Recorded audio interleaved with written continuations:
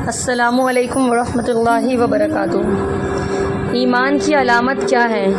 اس کی اگر مختصر ترین فہرست بنائی جائے تو شاید وہ دو چیزوں پر مشتمل ہوگی، قرآن اور نماز۔ یہ دو الفاظ دراصل پورے دین کا عنوان ہے۔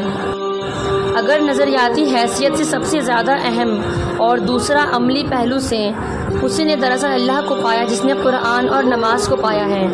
یہ دونوں چیزیں اگر آپ کی زندگی میں شامل ہو گئی ہوں تو سمجھیے کہ ایمان اور اسلام آپ کی زندگی میں شامل ہو گیا ہے، اور اگر آپ کی زندگی ان سے خالی ہے تو اس کا مطلب یہ ہے کہ آپ ابھی تک ایمان اور اسلام سے محروم ہیں۔ ان دونوں چیزوں کی بنیادی اہمیت خود قرآن سے ثابت ہے، جیسا کہ فرمایا، جو لوگ اللہ کی کتاب کو مضبوط پکڑ لیتے ہیں اور نماز قائم کرتے ہیں، ہم ایسے نیکوکاروں کا اجر ضائع نہیں کریں گے۔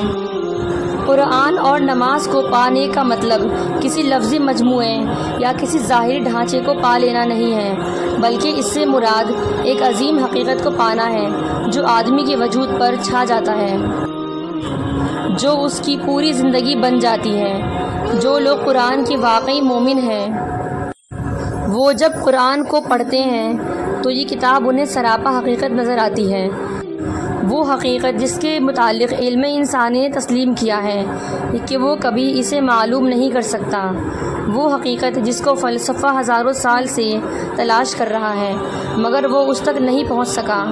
اہل ایمان اس کو اللہ کی کتاب میں پا لیتے ہیں۔ یہ علم ان کے یقین کو بڑھاتا ہے۔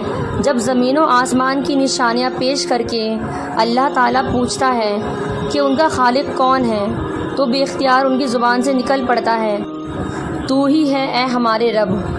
قرآن کو پڑھتے ہوئے دل کے اندر یہ یقین ابھرنا چاہیے کہ یہ اللہ کا کلام ہے۔